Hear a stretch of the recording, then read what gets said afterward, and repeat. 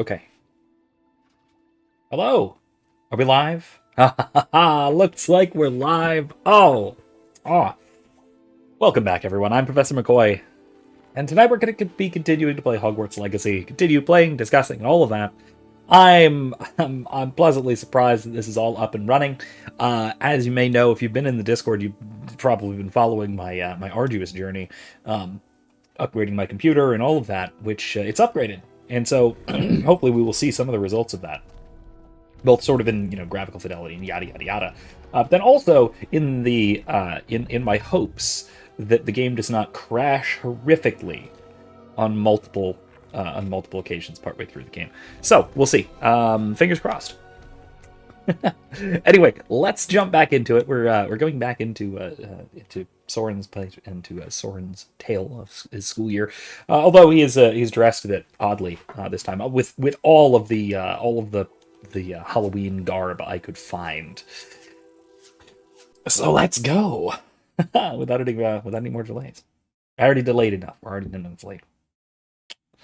Okay. Does it get any more cozy than Hogsmeade? No. Hogsmeade is actually, I mean, we hear that a lot, right? That line comes up every few seconds in this game when you're in Hogsmeade. Like, I think literally anytime you enter the village or very close to it. There's a questing to pick up here. But it is true, and that's something worth noting. Something that is a very autumnal thing to notice as well. Is that just look at this place? Oh, especially like sun. Sun, what the hell is that? Why is the sun in the south? I guess sun noon of wintertime, whatever. But regardless, like, look at that. That's so delightful. The absurdly tall chimneys, the crooked, all of the wacky, crooked, wizardy buildings. The aesthetics of the wizarding world are so wonderful. Pardon me? Might I ask a favor? Hello. Is there something I can help you Yes. How do you do? I'm Satirissa Tugwood, and I have an exciting business proposition for you. Now, it may surprise you to learn that someone of my obvious esteemed lineage would be in business. But I only want to help the less fortunate. Soren himself is a bit of an aristocrat, so yes. Yeah. He understands the helping of the poors. That's incredibly nice of you. Oh, there's more. You see, I've been experimenting with a new beauty cream. A cream that will rid our glorious school of the hideous, greasy pustules plaguing our poor pubescent classmates. Very alliterative. But I've run out of the key ingredient, Booba pus. Booba do grow in the Forbidden Forest, however. If only I could pay someone to collect a few for me. Why not? I can try and find some for you if I have the time. Marvellous. I'd go myself, but I don't want to. I only need a few Booba but they grow wild, so you'll have to look around. I could absolutely respect that. I could go myself, but I don't want to. On you, so you mustn't tarry. Oh, Into the Forbidden Forest for Booba. Wonderful. I hope it's worth the risk. Oh yes, it almost certainly won't be, because I suspect this is yet another. Yes, this is yet another quest that is going to take me straight into the absconder's lair, into the zone of the forest that has a particular collection, let's say, of acromantulae. Really quite horrible.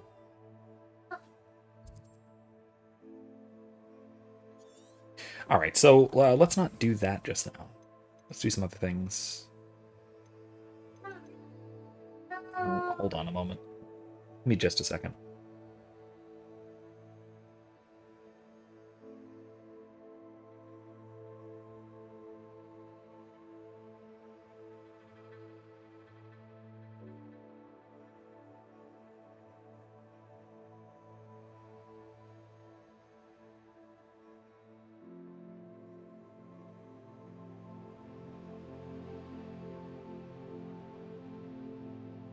Sorry about that.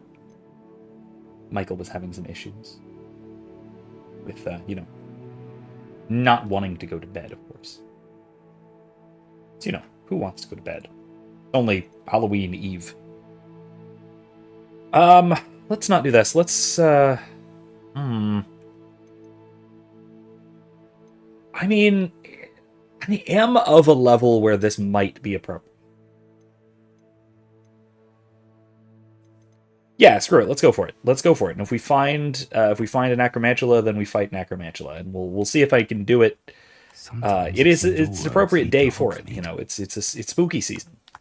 It's All Hallows Eve. My coat has spider webs on it. It's perfectly appropriate. The perfectly appropriate time to do something like this. To have such an atrociously bad idea as to go into a giant spider's lair for Boobotuber pus. Although I will say a slightly better idea, a more noble goal is going into a spider's lair to help a long-suffering house elf, which is where this entrance. But I'll come back to that. Let's go to the Boobotubers first. Alright, let's go. This is where Saccharissa said to go. Now, where are those Boobotubers?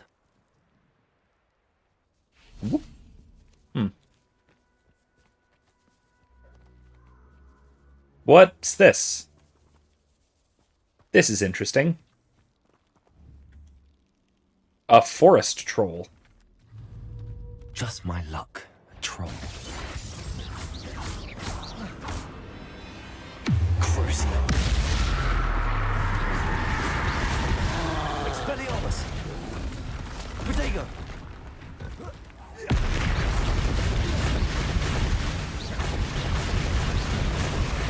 Flipendo.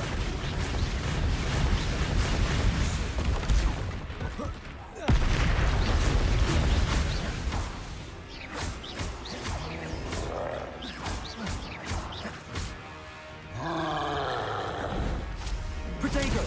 Stupefy. Flipendo. Well, that doesn't work. Stupefy. Ow! I'll be fine. I'll be fine. Stupefy. Glacius. Protego. Woo! I don't quite know how to flip a troll's club into its face. I seem to have failed at that. Oh, Boobotubers. that smells awful. Yeah. Only 4 more, thank goodness. 4 more? Oh my gosh. Alright. Where do I find these things?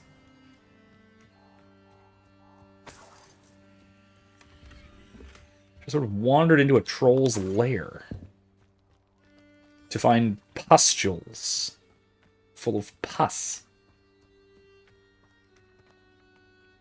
Such delightful turns of phrase, huh? Fanciful names for fanciful things. Yeah, dragon skeleton. Huh. Let's see.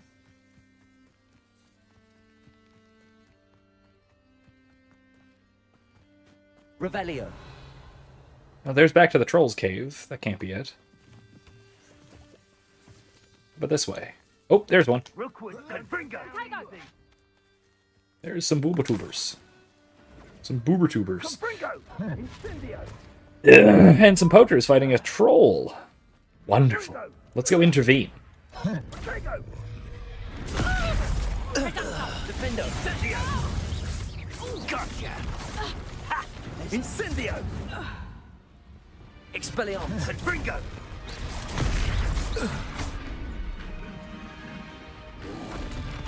Protego. Stupefy.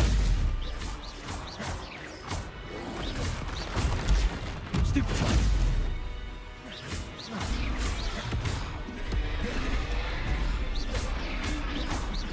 Defender.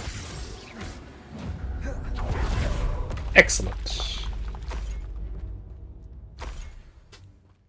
Of course, I didn't do the dueling feat, but that's fine. That's more or less okay. I also have a cat visitor, if you can see its tail back there. causing trouble, as cats are wont to do. What is this? Oh, that's a trap, I suppose, maybe for that troll. Got a slab of meat in it. Revelio. Delightful. Hey, look, spooters. I'm going to avoid the spooters for now.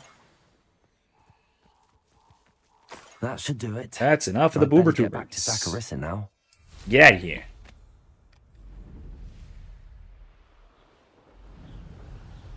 Up we go. I'm glad we were able to go through the canopy and not get caught in various spider webs. Anyway, so I will say as well, on a completely unrelated note, but related to Halloween, that I hope, at least, that my class, my scheduled class discussion for tomorrow is sufficiently spooky. It should be, again, if students are willing to very thoroughly engage with the material, it should scare the living hell out of them. That's because my topic for discussion in tomorrow's class is the Milgram experiment. So if you're not familiar at all with the Milgram experiment, you ought to be. First of all, if for no other reason, you should be familiar with it because I've got a video on the subject, which you'll find linked below. Will you? Maybe not. If you don't find it linked right now, you will find it linked by the end of the stream. You'll at least find the original documentary from 1964-ish on this set of experiments. And my lecture on this, both what I'm planning for tomorrow and what I recorded last semester as well, should really points to. Let's say we show you some of what's available. Yeah, that.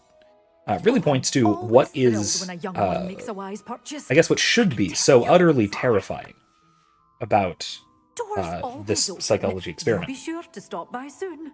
Now, unfortunately, it's very often You're that a force to be reckoned with, aren't you? it's very unfortunate that a lot of students, and I fall into this as well to some extent, but a lot of students when reading about or hearing about the Milgram experiments get caught up in the sort of ethics of experimental design. Sort of institutional or academic ethics, which, I mean, that is important, and there is something to be said there, having to do with the Milgram experiments, but that isn't, to me, what is the most unsettling, or ought to be the most unsettling about it. What is the most unsettling should be the findings of the experiment, not the experimental design or methodology or whatever. Give me that. Aha. Gotcha. And so if you're not familiar with this, it was a set of experiments designed to measure our susceptibility to manipulation given a particular perception of authority. And in short, the experiment found that we are, in general, incredibly, shockingly certainly should be shockingly, willing to comply with authority, even when it's something that we ordinarily would never do, and would have very good reasons not to do. Saccharissa, I found the boober tubers you needed. Splendid. I hope it wasn't too much trouble. May I have them? I think I deserve some hazard pay. It actually was a spot of trouble. You never mentioned I might encounter a troll. I think you should pay me more. I suppose a higher price is less offensive than being forced to regard the hideous, greasy pustules plaguing our pubescent classmates. Thank you, and your payment, of course. Now I can begin perfecting my potion to save our poor pimply peers. You don't know who should be more grateful, I or our unsightly spotty classmates. One day the wizarding world will know my name. Your alliteration will have been a small part of it. Oh, indeed. Your alliteration really does place you squarely in Hufflepuff, I think. That's one of my most Hufflepuffian tendencies, by the way, is my propensity for alliteration. I absolutely adore a good alliteration. Though they don't come to me so naturally as some, hence the not, being in Hufflepuff. I know that's not one of the, by the way, I know that's not one of the formal characteristics of the house, like, loyalty and kindness and all that. But at the same time, I mean, really, if you find somebody who just accidentally alliterates all the time, they're probably a Hufflepuff. Revelio. There's a buzz. Ooh, a jest. Oh, the sneak's not the chest. Go over and steal it. Aha, I gotcha. I love the look of shame they give you. Wonderful. All right. Yeah, let's go to the map chamber. But I'm going to wander around a little bit so I can chat a bit about Milgram experiment. So, roughly speaking, if I want to go over the experiment in its roughest outlines, most general details, or general lack of detail, I guess I should say. Does it get any more cozy than Hogsmeade? It is that a bunch of people were sat down and led through an experiment that they were told was about learning. They were told that they were testing methods of teaching and learning, and that in particular the method that they were to be experimenting about was it had to do with Incendio. There we go. It had to do with negative reinforcement or punishment.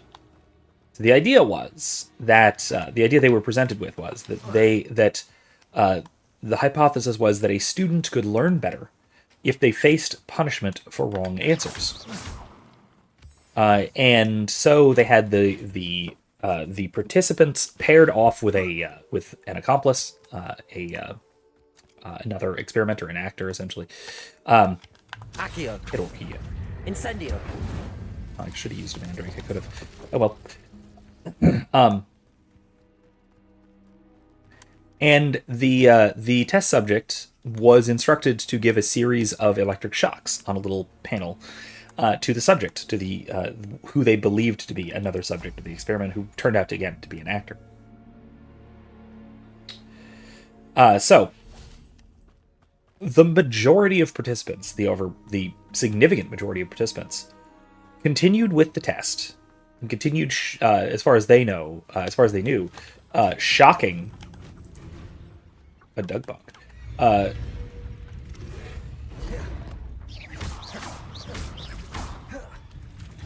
Levioso. Ow.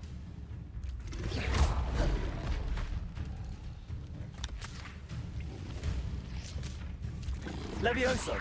Flipet. Eh. This is actually somewhat difficult. Protego. Okay.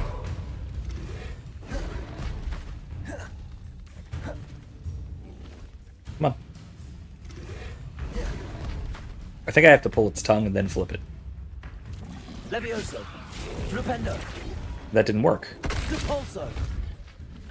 Alright, whatever.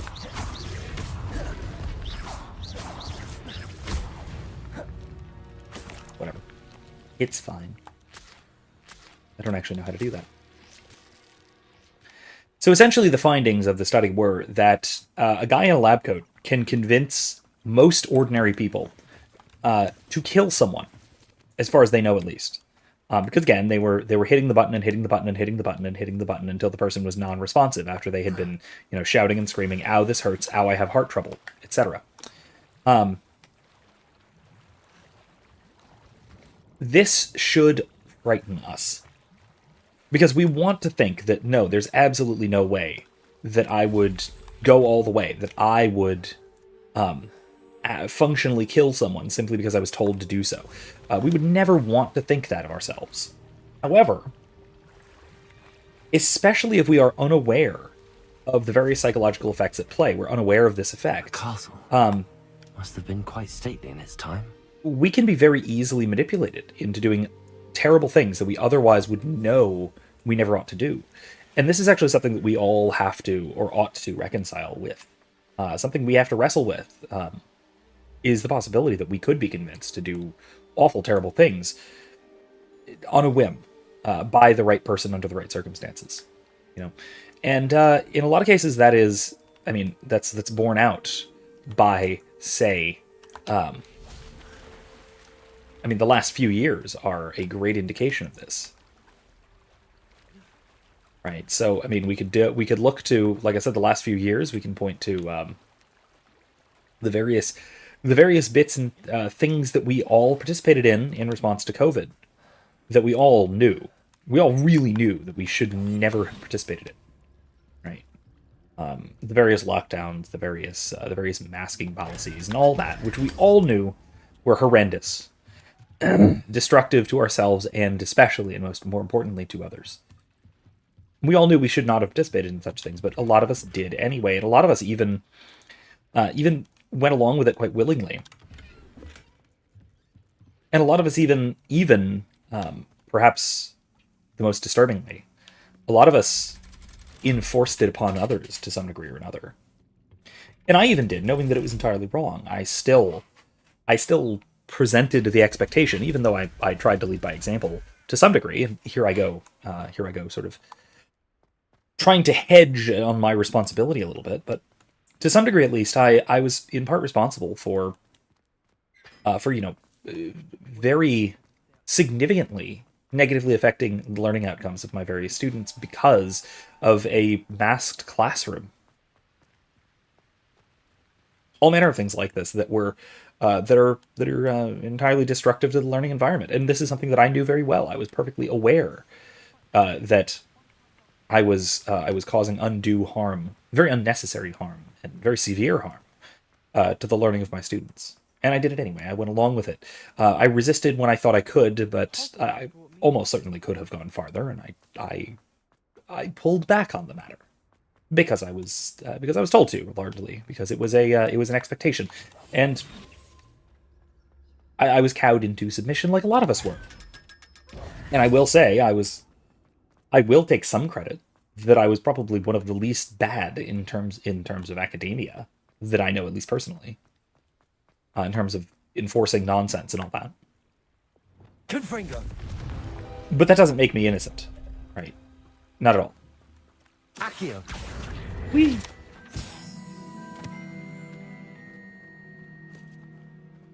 Right, just because some people behaved worse than I did does not make my behavior any better, except remotely by comparison.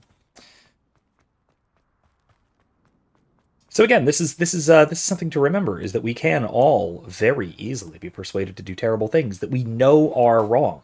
Like the subjects of the Milgram experiment can in fact be persuaded to as far as they knew, kill someone. Directly end somebody's life, an innocent person. Accio. And they knew that was wrong very clearly. They knew that they ought not to be doing what they were doing, but they were able to be convinced by assurances that they wouldn't be held responsible, legally speaking, or that the experiment must continue, right, so that it's for scientific purposes or what have you. It's a hell of a thing. It's a hell of a documentary, and it's a hell of a thing to wrestle with in terms of our own conscience. Because it's important to note how susceptible we might be to such persuasions. So again, if this doesn't scare the living hell out of you, it should. You should be rather terrified. Revelio. By the fact that, to put it one way, a way that Jordan Peterson has put it this way, that you, in fact, would have made a perfectly adequate prison guard at Auschwitz, at an extermination camp. That you probably could have been convinced to go along with it, because, for all sorts of reasons, because perhaps someone else might have been worse, say, which is a very common refrain, one that I even found myself saying sometimes. It's a quite nasty realization to notice that I and you, were situations slightly different, might have been convinced to do things that we know were terrible.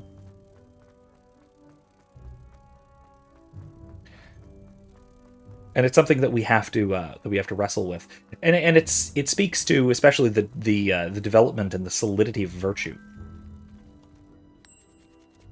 That we tend not to be quite as virtuous as we think we are. We would all like to be supremely virtuous. We would like to be a very solid and stable moral character. Oh, that's the harbor. Oh, this is where I came from. And perhaps we are to some degree, and perhaps our moral character is relatively solid. But the point stands that it's very seldom pushed to its limits. Let's go with the play at the house elf. It is our character, our virtue, is very seldom tested to the utmost degree in that manner. Which, I mean, thank God, because I don't think most of us could stand such testing. Such testing would ultimately lead us to do horrible, horrible things that we do know better than to do, but we would do anyway.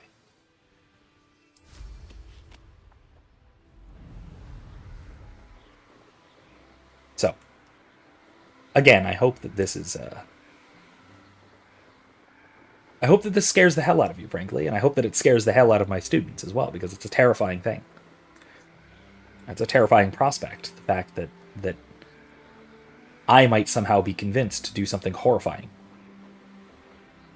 And that it wouldn't even be, in any real sense, against my will.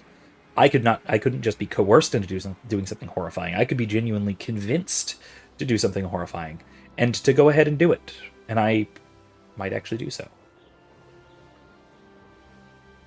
So think this through. What are the circumstances under which you could be somehow convinced to violate what you know are your solid and understood and well-reasoned ethical principles? Because you almost certainly could.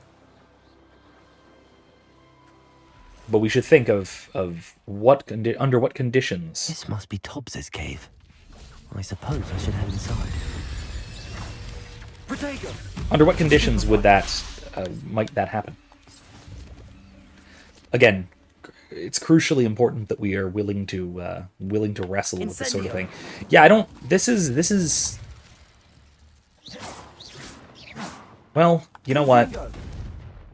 At least we're doing this on Halloween. This seems appropriate.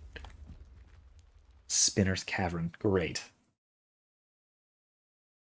Who the hell makes an elf live in a place like this? Extreme danger, death, spiders, beware spiders, do not enter, spiders, do not enter, spiders, beware spiders. Incendio. Jesus. Yeah, no kidding, there's spiders. Tubbs, you missed your quota by 3 files. You know what that means? It means my loyal customers will soon be missing their bottles of Seamus's shrinking solution. Because of your foolish mistake, you'll be given no food for a week. Jeez. I expect you to punish yourself accordingly. When I return for the next shipment, I'd best see bloodied bandages instead of your usual idiotic grin. If you do not meet your next quota, plus 5 extra files, you will lose more than your food privileges. Tobbs's master is awful. Good lord. Yeah, no kidding. Revelio. Soren, by contrast, is very kind to his house elf slaves.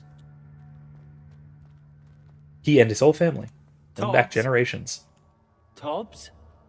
Pop. Deke sent Pop. me. Are you in here? Pop. Probably not. I don't think he made it. What's down here?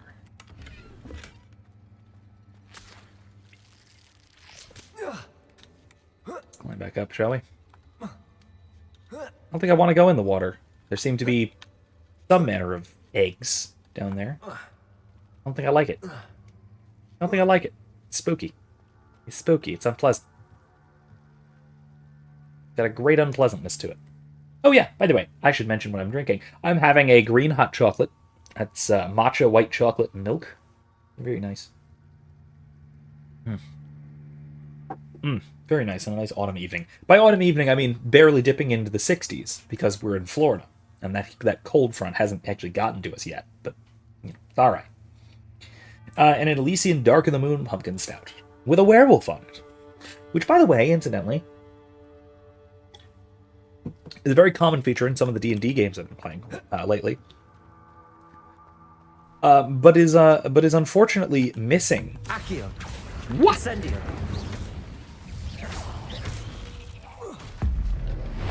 Boom. Werewolves are honestly shockingly missing from this game. I really would have thought that werewolves would have made more of an appearance in this game. They are a big deal in Harry Potter. I mean, you got Lupin turning into a werewolf, the other werewolf that sort of that is the other werewolves that are implied to be living in the Forbidden Forest at the time. You've got Fenrir Greyback and everything involving him. There's tons of werewolf stuff implied all over the place. Got it. Incendio. Confringo.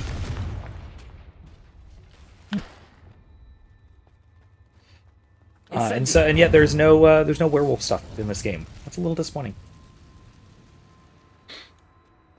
Honestly, now that I think about it, I've also been playing Baldur's Gate 3 recently. I haven't gotten to try it yet with the new CPU upgrade. I'm really hoping to. That'll be very fun. Running some automatic benchmarks, it puts everything onto either high or ultra settings. So, oh lordy, yeah, that's the Acromantula, isn't it? Yeah, great. Great. And it's right there, isn't it? It's gonna be. This is the boss chamber. Here we go. Let's get ready. Oh god.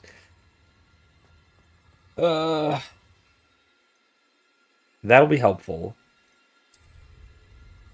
I don't have. Oh, I do have Thunderbrew.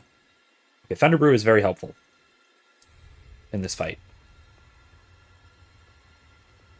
Confringo.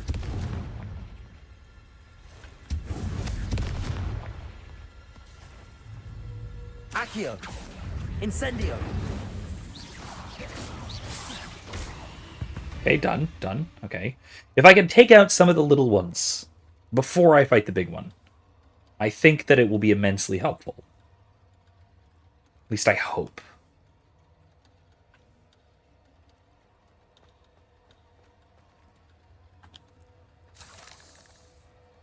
Is this not where I fight the big one? Here some time ago. This is where I just saw it. Deeper into the cave. This is not where I fight the big one. Okay, fine.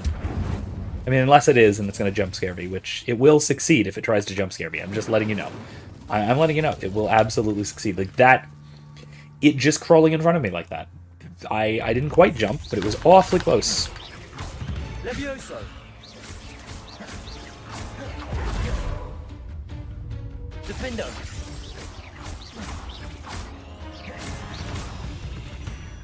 Accio.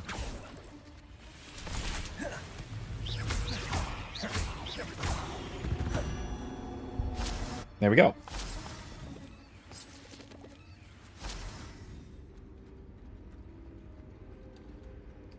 Confringo.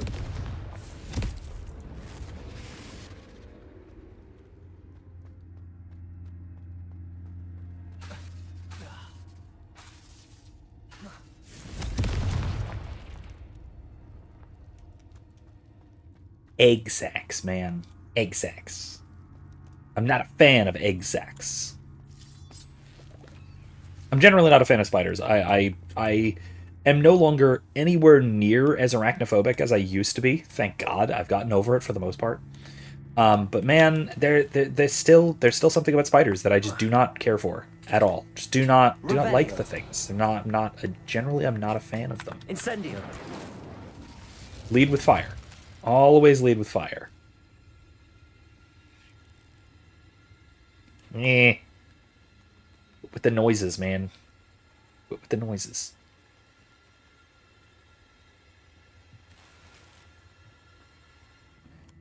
Eric, I don't know if you're watching, but find this music and save it for D&D. Here we go! This isn't it, is it? Incendio.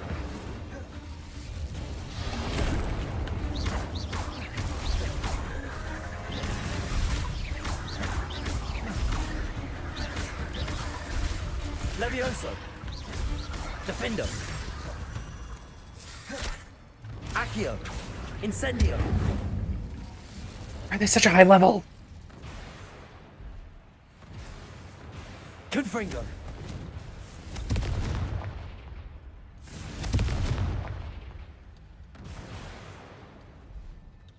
Why are these bastards such a high level? I don't like this. Master, if you're looking for Tobbs, it seems he has dried up all the leeches here and must move deeper into the cave. It's already pretty deep, okay? Gorgeous primal fear in a way. Yeah, no, spiders are a pretty primal fear, I have to say. They're one of those few, with snakes too, but I actually like snakes. I've never been afraid of snakes. Oh yeah, I know. I have the soundtrack. I got the deluxe edition and it came with the full soundtrack, which some of the music in this game is just awesome. My favorite, I will say, that I mentioned this last week, my favorite track in this game, my absolute favorite track in the entire game, is the one for the coastal vivarium in the Room of Requirement. It's just wonderful. The common room themes are also really nice. All 4 of the common room themes are really good. They're a delightful like study music. Just put one on a loop, and I'll do that while I'm grading papers and stuff, or while I'm writing, and anything where I need to focus, but have something nice in my ears. Any of the common room themes are just they're just top notch, just absolutely top notch. Please be careful of the spiders. That Oh didn't yeah, seem particularly reassuring. it's not reassuring at all. God, the string trills, the high string trills in this track are just unsettling. I love it. I hate it. And I love it. Gosh, it reminds me of one of our bards in our party. I'm playing Curse of Strahd that Erica, my wonderful wife, is she's running it. It's a Curse of Strahd game. She's actually about to finish a Curse of Strahd game with another group that I was in for a little while, but I ducked out of that one. I recently joined another one that she's running, and we got to a bunch of spiders at one point. And part of that spider fight, one of the bards, I'm playing one of the bards. The other bard. Oh, this is the fight. This is it. Okay, here it is. First of all, let's get rid of that. And that. And anything else? That. That. Okay. Oh, that too. What is this? Saw that. That's nothing. Oh, that is something. Okay, I got rid of it. All right. Anyway, before I jump in here, I will say, Coastal Vivarium reminds me of the Gergson Williams and Chronicles of Narnia. Okay. Yeah, I know what you're talking about. Yeah, I can see that. I could listen to the Chronicles of Narnia soundtrack again. Those movies were okay, but they really did hit the soundtrack right. Anyway, though, right. So one of the great insults that so bards, if you know your D&D, the bard's sort of signature cantrip is Vicious Mockery, where you hurl an insult at them and they take psychic damage, and they have a penalty for their next attacker saving throw, right? Which is nice. It's a good little effect, especially for an at-will cantrip. It's not bad. It's low damage compared to other cantrips, but it's got a cool added effect, so it's a good balance out. The other bard, because the spider somehow succeeded on the wisdom save against his Vicious Mockery, he played it off as he couldn't think of an insult, so he goes, "You got too many legs," and the spider just like, "Oh yes, thank you. I like legs." Here we go. I hate it. I hate you. I hate you so much.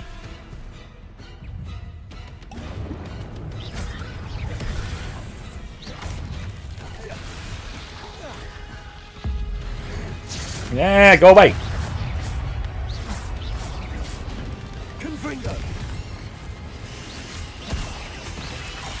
Incendio.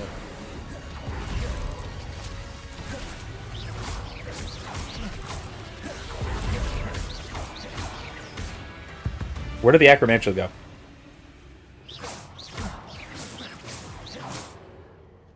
I don't like this.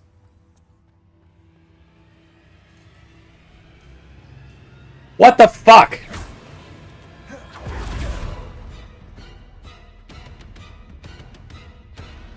Incendio.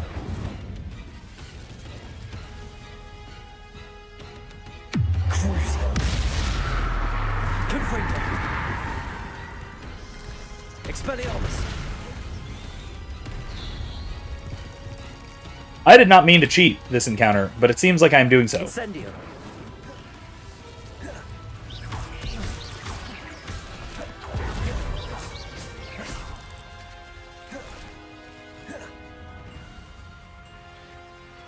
I mean, that's fine. Defendo.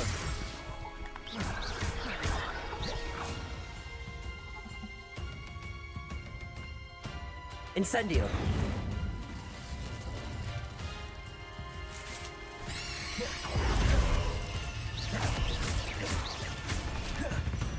Okay. Incendio. But yes, yeah, no thanks. Absolutely, absolutely much better resolution. Gameplay is much smoother right now. I'm very pleased. There's that spooter. Accio. Incendio. There, got it. But yeah, no, 3.5. I actually really did. I really did like 3.5. I still like it. I have no. Really? I get no acromantula venom or whatever from this? That's bullshit, but okay, fine. Whatever.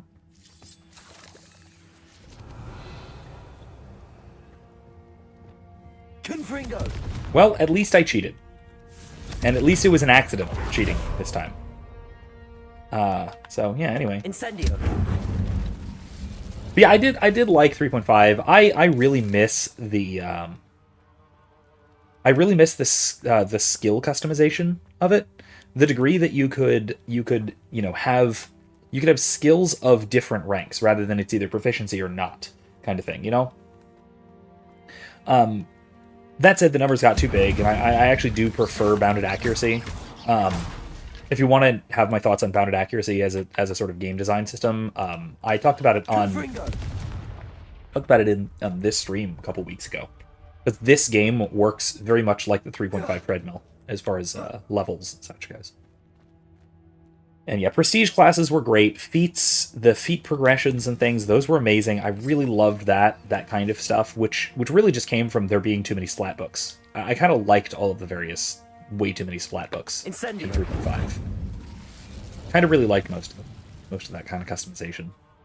Customization options were great in 3.5. Whether that's the ultimate Vegas prestige class, the general spellcaster bullshit that Erica did, which its rules as written, it's just broken.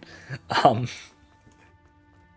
yeah, 3.5 had a lot of that kind of stuff. The stuff that was absolutely rules as written. It's just they're absolutely broken builds that you can do. Incendio. Wait, Acromancia is the name of a super strain of bacteria? Really? I didn't know that. Thank you for the information.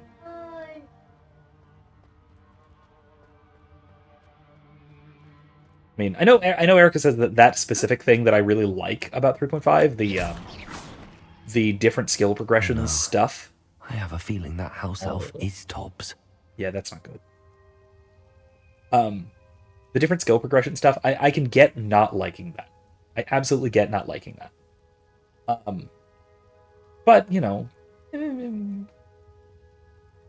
because it gets really crunchy and it's wildly overcomplicated and level up and unless you were playing a skill heavy class like a rogue or like a bard or like a couple of other classes, rangers to an extent, you're not going to have enough skill points to be good at all of the things that your character should reasonably be good at. And the skill points absolutely matter way more in 3.5 than proficiency does in 5th edition because of bounded accuracy. Right? Bounded accuracy in 5th edition means that the number on the die matters a whole lot more than your modifier. Whereas in 3.5, your modifier could go over 20 really easily. And so if your modifier is bigger than the die you're rolling, hitting a DC is not that big a deal. You will do it. Oh yeah, level 1 rogue every time just for skill points? Yeah, absolutely. Absolutely. Especially if you're playing a skill monkey, like high int character. You just want to do that. It's a good move. If you find Tobbs' body, the big spider was too much. Tobbs has failed you and deserves this punishment. Tobbs feels weak, sleepy. Tobbs must... Poor Tobbs. Left here alone with the spiders. They didn't eat him. Which is odd, I suppose. There's a lot of leeches, though. You almost found all of the leeches. I don't know which would have been more unsettling if we had found, like we did, if we found Tobbs after fighting the Acromantula, or if we'd found him and then had to fight the Acromantula. You know? I'm not sure which. Oh yeah, no, you could build such bullshit in 3.5. I don't doubt for a second you built a literally invincible character. You could totally do that. My favorite build was Captain Baldur's Gate. He was essentially Confringo! It was all Tome of Battle stuff.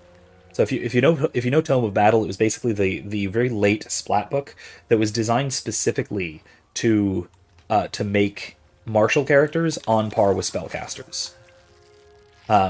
Because if you know anything about 3.5, martial characters just sort of hit a cliff.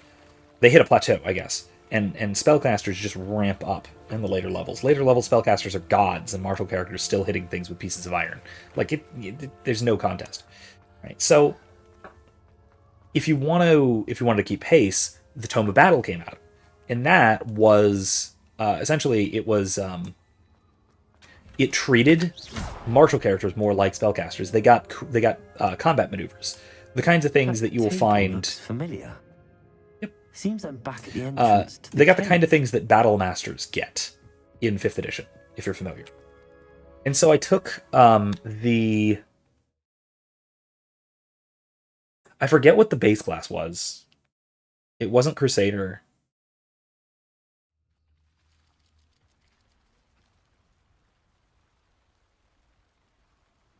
It was the fighty one, not the monk type, not the dex based one. It was more like the strength based one. But it was really good. It was a really good class. Let's do the Absconder encounter. Let's go fight another Acromantula while we're at it. Why not? This is just horrible. Let's go for it. But he was fantastic because then I took Bloodstorm Blade as a prestige class, which keeps growing your maneuvers, so you get more maneuvers. No, this wasn't a base class. This was a class from, not Barbarian. This was a class from the Tome of Battle. The Book of the Nine Swords was the subtitle. The fighty one. Yeah. So the 3 Tome of Battle classes roughly equate to one is like a paladin, one is like a fighter, one is like a rogue monk, and it was the fighter looking one. Forget what it was called. It's gonna drive me nuts. It was fantastic because some of the maneuvers I had, it was all based on throwing weapons. So you'd throw a weapon and you could basically bounce it back. You could use your maneuvers. So the kind of thing that like battle masters do now in 5th edition. You could use your maneuvers on thrown attacks. And so I had a combo where one of the maneuvers I had, and this is from the Bloodstorm Blade Prestige class specifically, the maneuver was that I could throw a weapon at any number of creatures. There were 2 ways of doing it. Either each one had to be... Bloodstorm Blade was the Prestige class. I can't remember the base class. But you could throw your weapon at any number of creatures that were within throwing range, so 30 feet of you. And after each one, it would bounce back, and you could just go ping, ping, ping, ping, ping, ping, ping, as many targets as within 30 feet of you.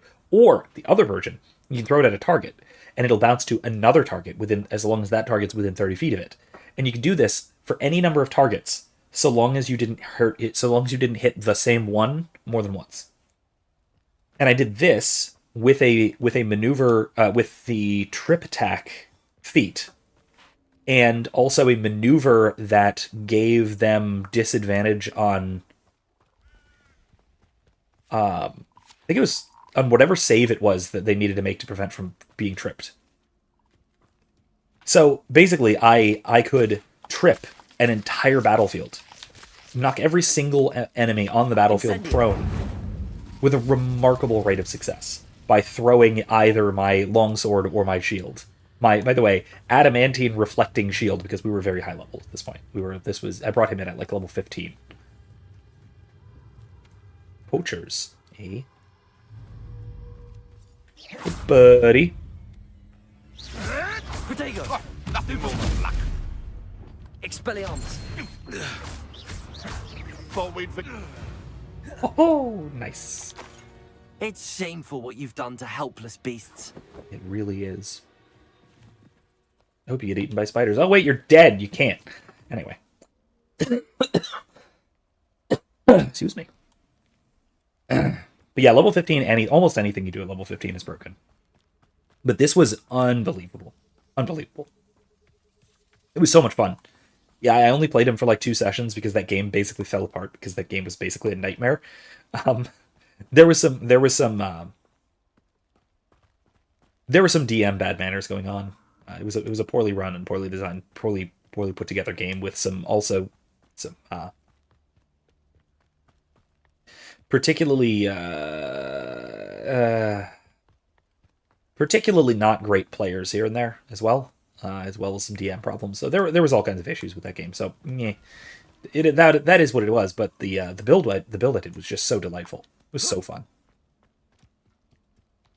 Oh, mooncaps! I don't need more of you. Thank you though. Thank you for the offer. Is that it?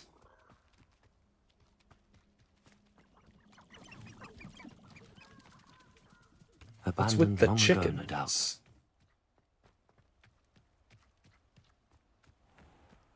Well, that appears to be spiders.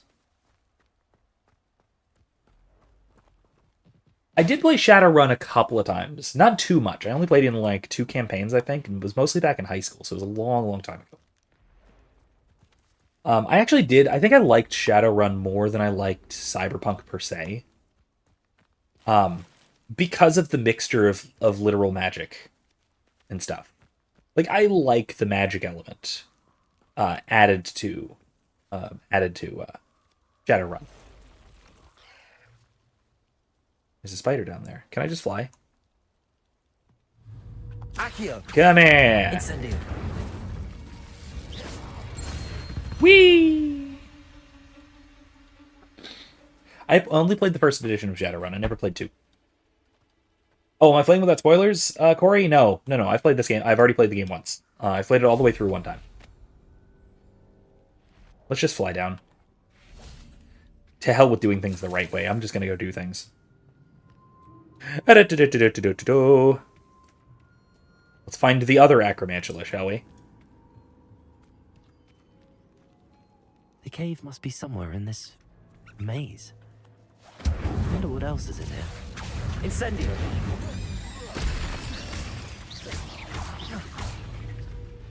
Defender!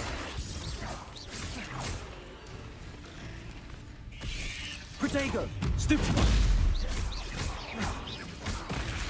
Oh god! Did not see that coming. Crucio! Incendio!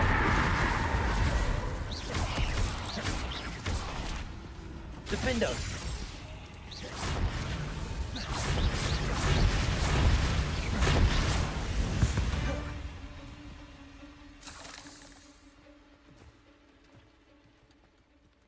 Corey, we are friends on Facebook, right? You think so? I think so. If not, I know I've seen you around various groups. Really? I need to go back the other way. We're just... Oh my god. It had to take me to... Why is a deer down here? What are you doing? This is absurd. Incendio! Oh, hi. Zap.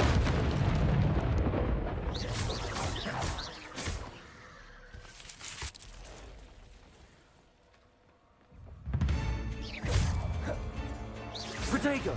Stupefy! Oh man, come on. Stupefy! No! Defender!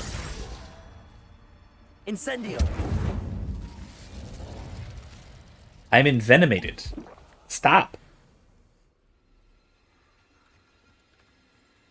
See, I just use YouTube names for simplicity's sake, really.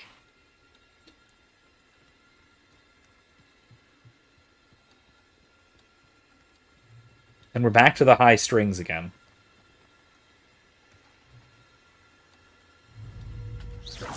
Ping!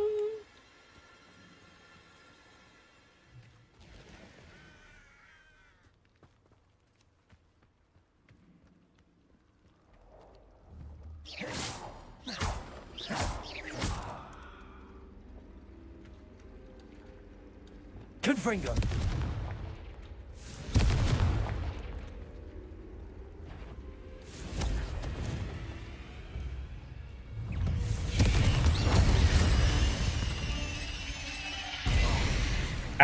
What the hell was that? Was that a cocoon that just exploded? Revelio.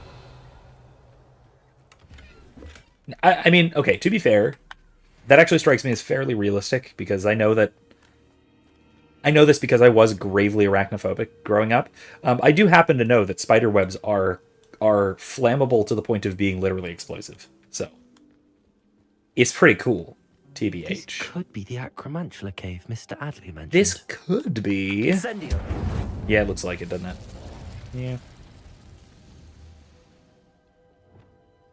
Confringo. Wow. That didn't do anything. I don't have to like that. So this is the infamous absconder. Hi there! It's got a lot of spikes. I don't appreciate this. I don't appreciate it. Level 35, are you serious?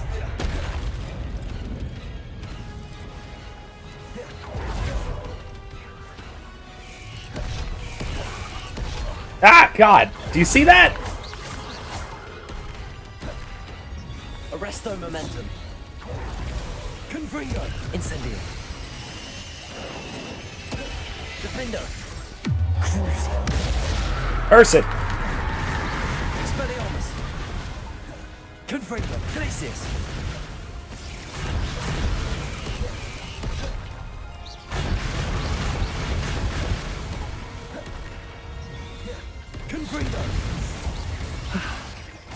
This is definitely the most Dark Soulsy the combat gets. Milo's daughter. Okay. All right. I was leveled sufficiently for it this time, at least, because it tells you that, oh yeah, no, you could. It's only a level 30 quest, right? So, and I'm used to level 30 quests, meaning that I can handle it by 25, 26, and I was level 26. So I wander into this cave. Oh no! It was so much worse. No, it was so much worse. That's right, because it was the other Acromantula that I fought first. It was the one with Hobbs. And that's only a level 24 quest. And I think I was only level, like, 22 or 23. And I was like, all right, I could punch a little above my weight. It's fine. And then I run into a freaking Acromantula, and it just kills me, like, 7 times in a row. So eventually I just had to... I didn't want to give up. I didn't want to leave and come back, because that was a huge pain, and I didn't want to have to deal with that, because that's really irritating. So I admit, I cheat. I cheated on my first run. And not like this time. This time I cheated completely by accident. I did not actually mean to do that way. I'm gonna fast travel. It's in Hogsmeade, right? No, it's not. It's down here. It's Hogsmeade Station. There we go. Yeah, Corey says, my first run was Ravenclaw. Yeah, mine too. What do you know? I left the power to be safeguarded. Second one, Slytherin kept the power. Yeah, I'm definitely... I don't know, actually. I'm not 100% sure. Because while I am playing Slytherin,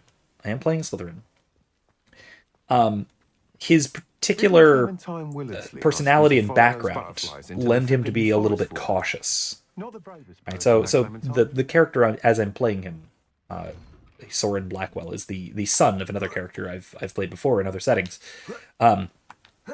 That being Stefan Blackwell, who's a noble. He's English nobility. He's proper old money kind of English nobility. And so Soren was brought up with that background, with that particularly high society but also sheltered sort of background. And at the same time, his mother, again in this setting, was a Native American from I think I said Alaska or something along those lines. And so she went to Evermorny, and so that's my excuse for why he entered Hogwarts as a 5th year, is because, well, his parents couldn't decide where to send him, so they just sort of taught him from home for a while. So he's a bit sheltered, and so I don't know about whether he will wind up keeping or safeguarding the power.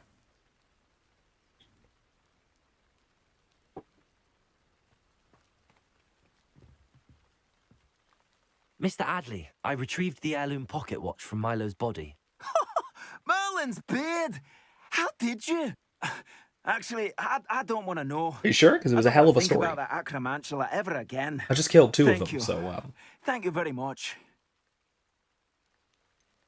This was quite difficult to retrieve. Shouldn't I get a reward for my trouble? Of course I'm happy to pay you. I can't afford much. Of course, you're a I peasant, I promised to understand. pay for all the supplies Milo's daughter will need to attend Hogwarts one day. You know what? No, that's fine. That's fine. You know what? Keep your money. I don't need money. In that case, all right. Here's the heirloom watch. I have 14,000 thank galleons you. in my pocket. I know that Milo's daughter will be glad to have this. What do you have for sale? Let me see if I can sell you some stuff that you might find worthwhile. Milo can rest in peace now that his wishes have been fulfilled and his daughter has snowy something owl to skull. remember him by. Whatever. Let me sell some things. Never mind replenishing my stocks. Pleasure doing business with you.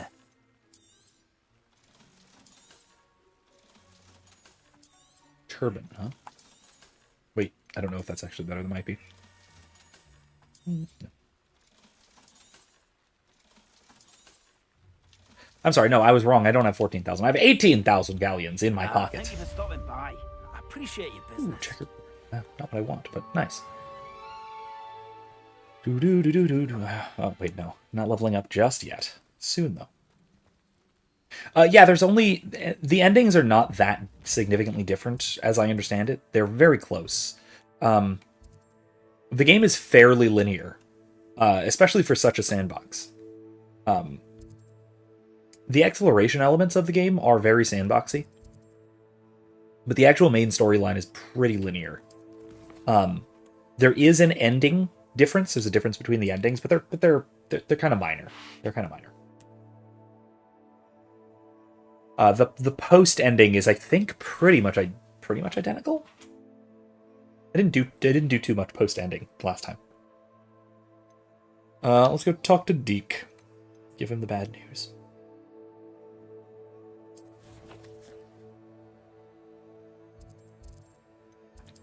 Rule of requirement.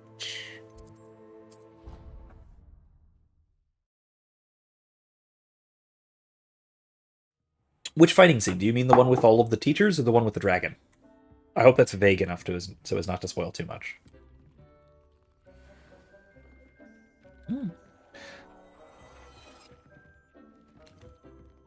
Okay, let's see then.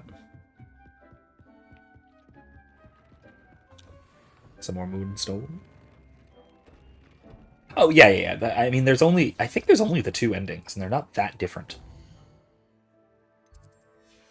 Oh great, I wanted to check my gear. So of course I want to check my gear. This is primarily, first and foremost, a fashion simulator, isn't it?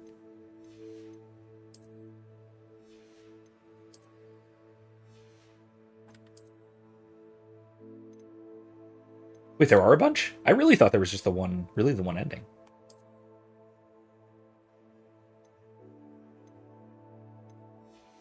Wait. That's not...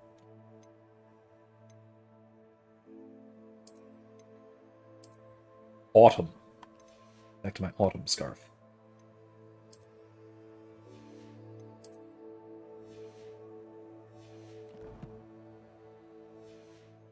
Oh, a bunch of videos. That actually makes more sense, if that is what you meant.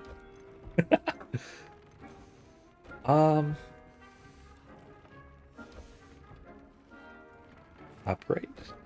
Oh, I can upgrade it one more. Nice. Let's do it. Oh, I need Fooper feathers. Darn.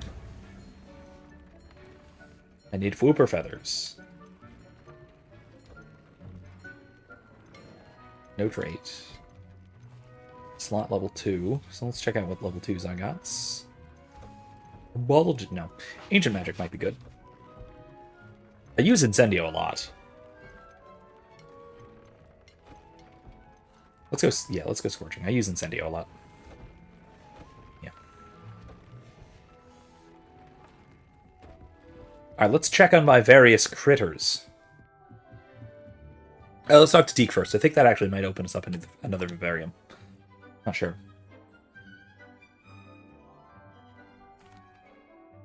I'm back from the cave, Deke. Wonderful. Wonderful. Deke hopes you gave Deke's best to Tobbs. I'm sorry to tell you this, Deke, but Tobbs is gone. It seems he was unable to avoid the spiders in the end. Oh my. Deke was afraid of this, alone in that cave for so long. Oh, poor Tobbs. Deke and Tobbs once shared the same master. When he died, we were separated. Deke always wished Tobbs had been sent to Hogwarts too. Deke feels lucky to serve such kind witches and wizards like you. Deke will miss his friend dearly, and will raise a glass to him with a heavy heart.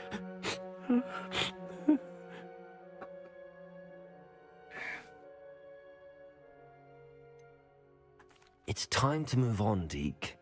There's nothing to be done now. Deke understands. Yeah, there is Deke some could really use some good. time alone to think, if that's all There's some really right. good house elf stories, like the one about Professor Black's elf. That's another good one. Which that's still coming up. That's still a ways off, if I remember right. All right, let's see quests. The Lucky Leprechaun Ensemble. Hopefully we will finish this. The Lucky Leprechaun Ensemble. Come roughly St. Patrick's Day. We'll probably still be playing this game, honestly. This is a hell of a long game. My last playthrough took something like 60 hours. So.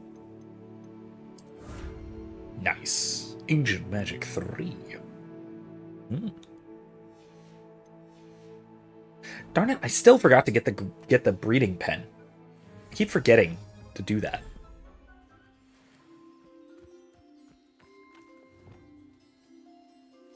Wait, I need brushy. Brushy.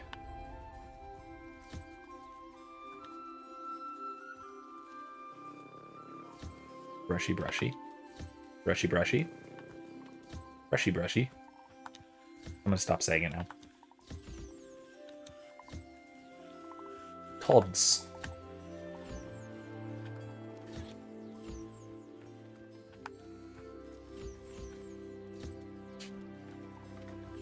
Oh, you're eating. Okay.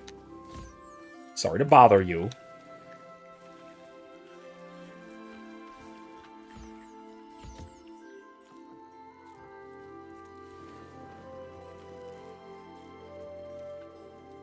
There you go.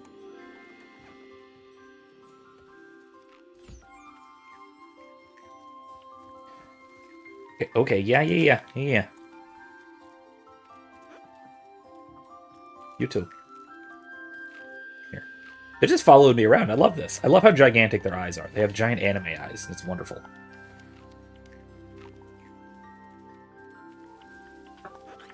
Here, have some yum-yums.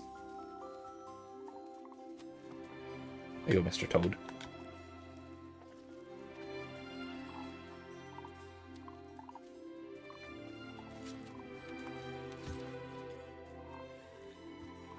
Okay.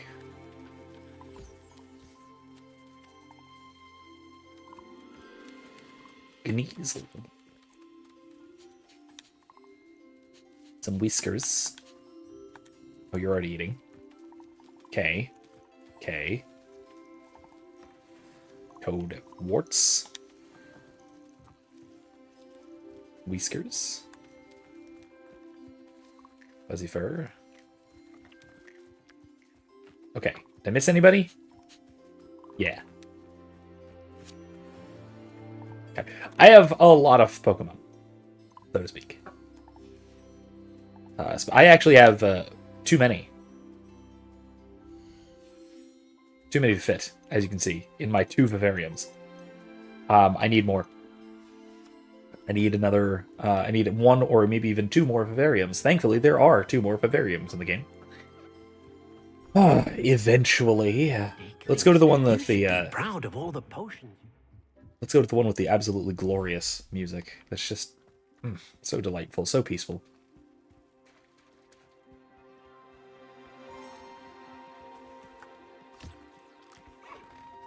What it always reminds me of a bit is some of the music. I forget where it's from, what part it's from, but little bits and pieces of the Finding Nemo soundtrack.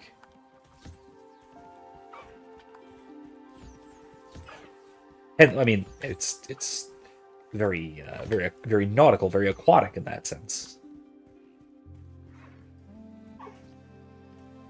especially in the instrumentation. Yeah.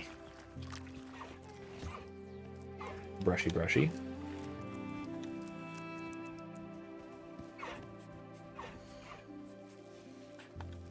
Yum yums.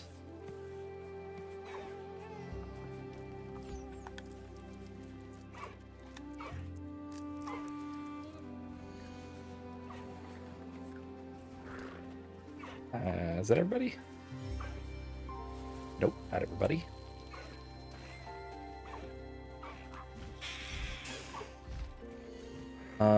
Yo. Come here. Oh god! I didn't mean to strike you with lightning. My bad.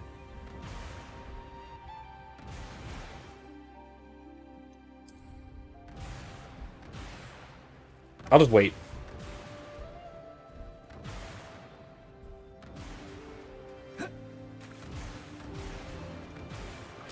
Wait, what about Bavarians?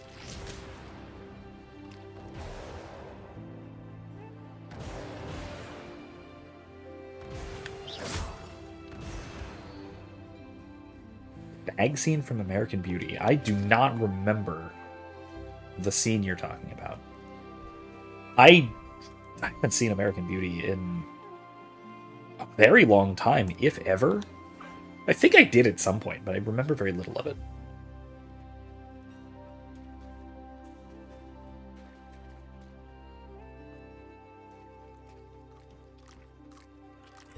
Alright. There's some very nice Wheelian pipes in there. Very orchestral, but with some of that nice double reed going on. Very nice. Very nice. Very nice. I'm going to make a couple more Thunder Brews because I'm out. And...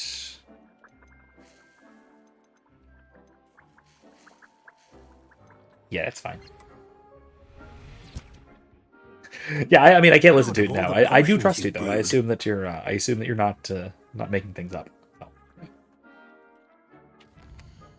All right. Okay. Now, wait. Let's select a quest first. I don't think I found any more moons. I only need 3 more. The next level of a Locomora. Soonish. Soonish. Again, that might be something I do off stream at some point. It is nice to be able to play this game without, like, having to worry about it constantly crashing. I will say, again, my computer upgrades are really significantly paying off. Like I said, I upgraded my RAM, I upgraded my motherboard, I upgraded my CPU.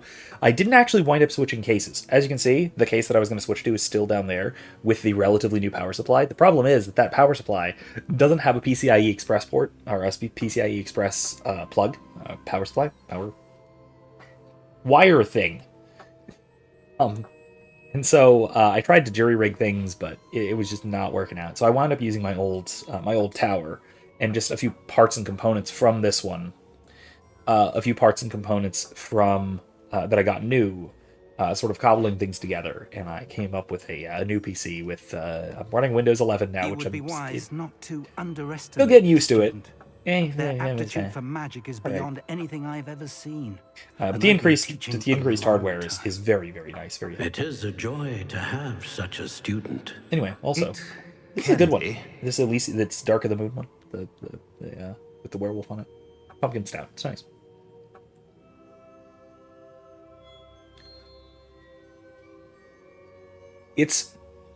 It's a dark stout, and it's much more pumpkin spice than it is pumpkin.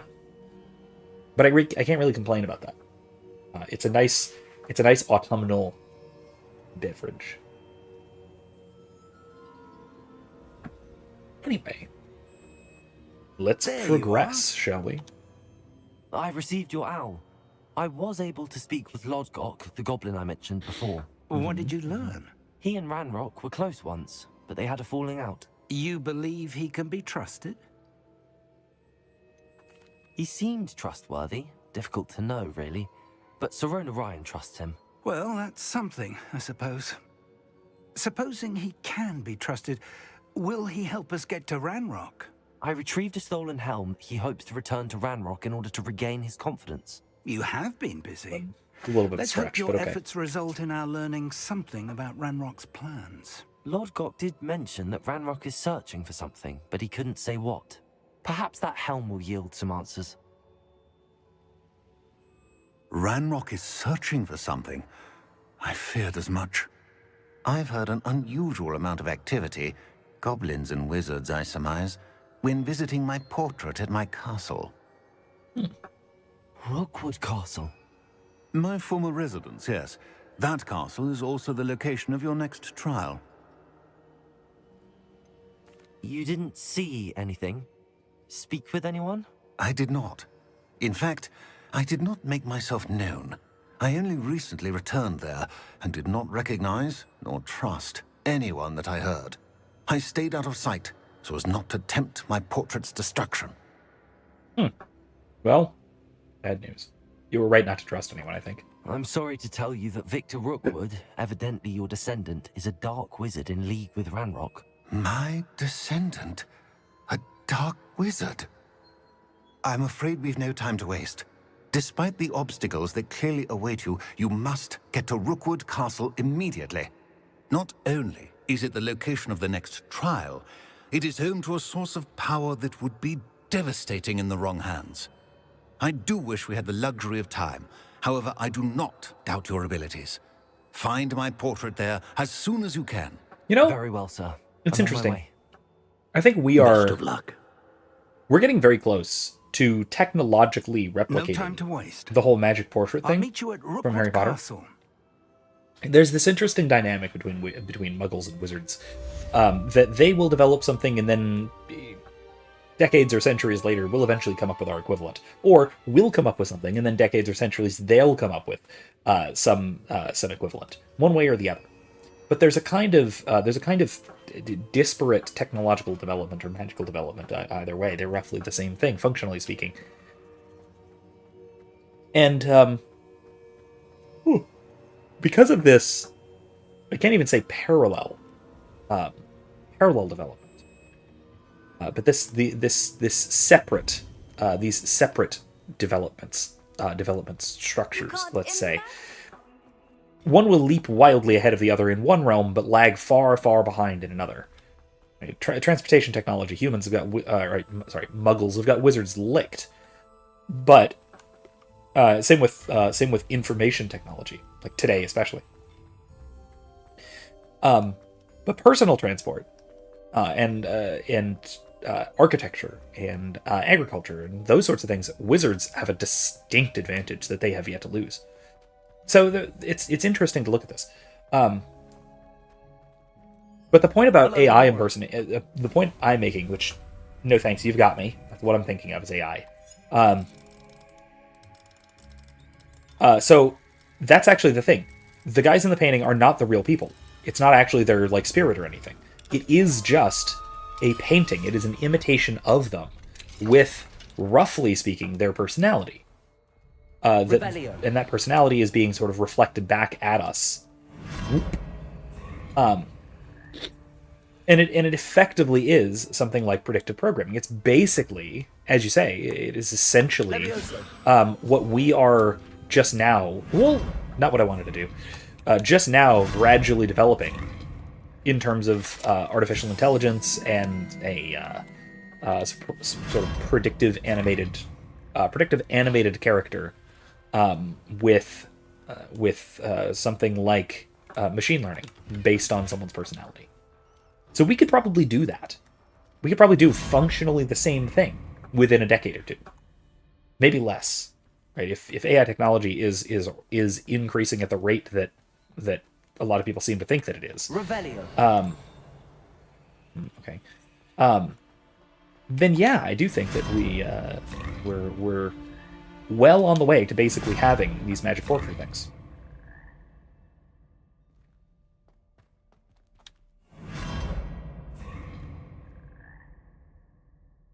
But yeah, I do think that it is, like I said, it's roughly the same thing that we would be accomplishing with AI. It's an imitation of a real person. It's not actually the real person. I mean, okay, yeah, you can train an AI on a person, but the yeah, let's go for it.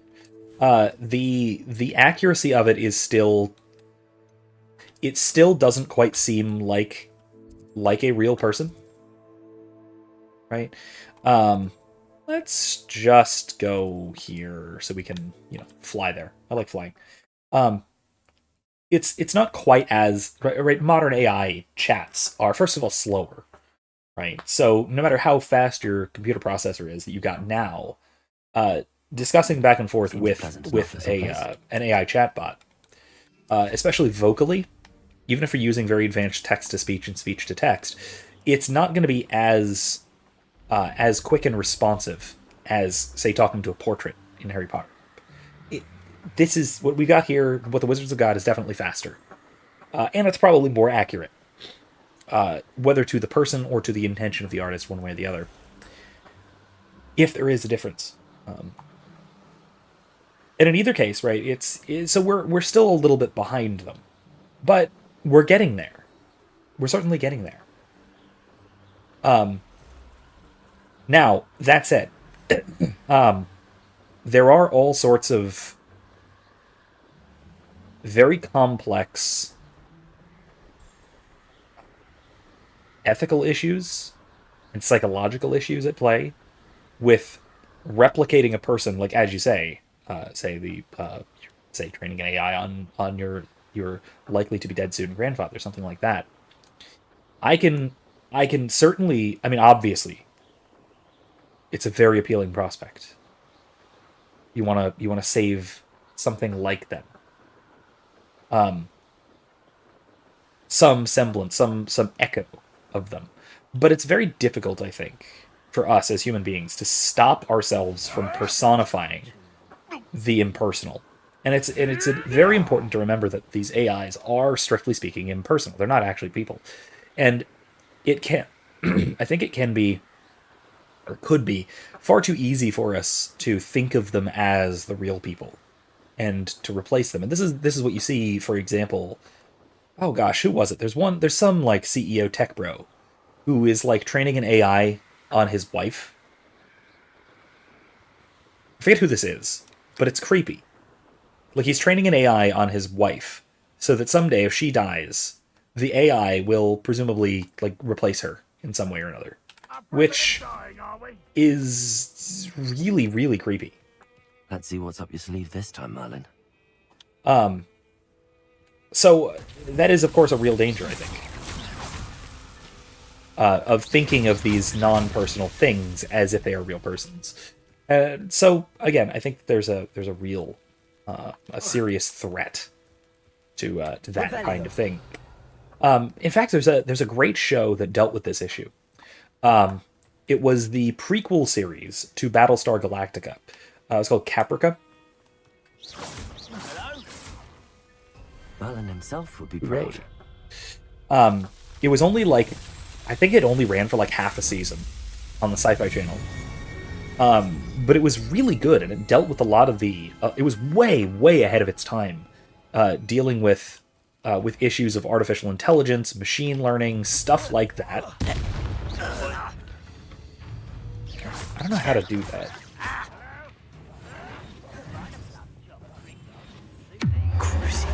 Boom!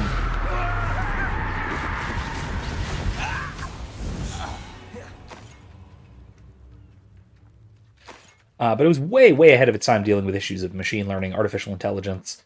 They even go into, like, the main character designs what is functionally a video game, but like a virtual reality world, with procedurally generated environments. And this came out in, like, I don't know, 2008, when that was unbelievably cutting edge. Ow. Really? Incendio! No. Oh, you got me. You got me real good. Get over here. Leviosa! Defendo! Okay, there we go. You've one less follower, Ranrock.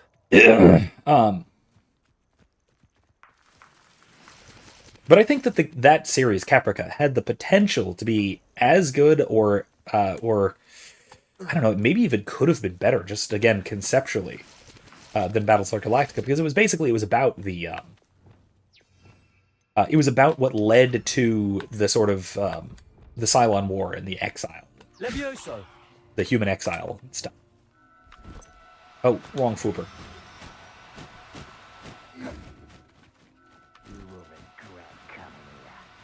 Oh, come on.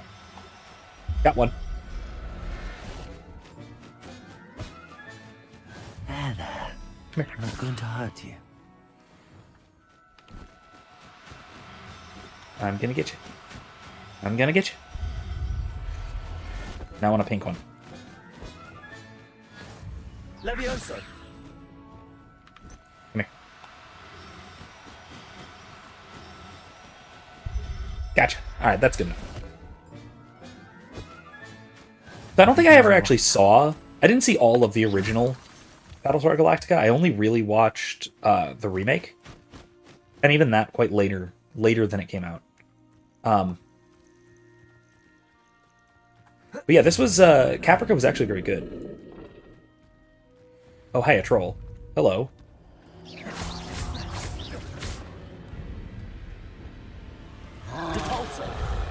That didn't work at all. Arresto momentum. Ow! That was dumb. Crucible. Dappy. Potato. Stupefy. Defender.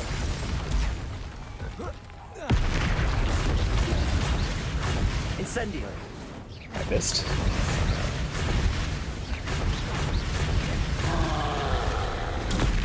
Stupefy. Bonk. Should think they felt that in London. Wait, what about London? This looks intriguing. Oh, no chat trolls. Not today. Thank you, chat, for not trolling, I suppose. And maybe a little trolling here and there, but, you know. Keep it tame, manageable, entertaining, rather than malicious. You know how it goes. Anyway. Yeah, like I said, the prequel series, what's it called, the Caprica, very good. It explored a lot of AI stuff, including the sort of replication of people, AI replication of people, and that is how they explain the origin of the Cylons. The Cylons were AI replicants of people, basically a large language model, more or less, bit of software downloaded into a giant robot body.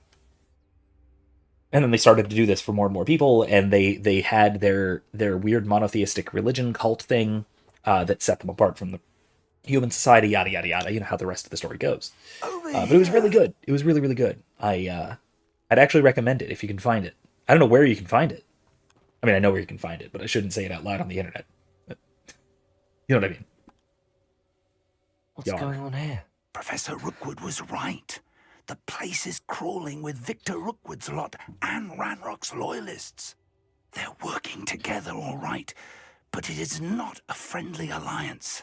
I'm sure you'll agree that we need to find a way in other than the front gate. Let's go. I don't agree. I think we should just kick the door down and attack everyone in sight.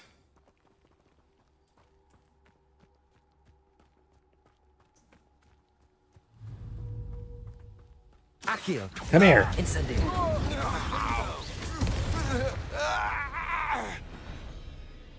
We are a Hogwarts professor and one of the most badass students to have ever been in Hogwarts. I think we can handle this.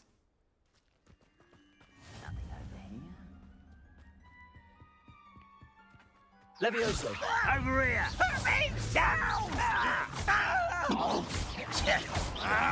Incendio. I won't rest.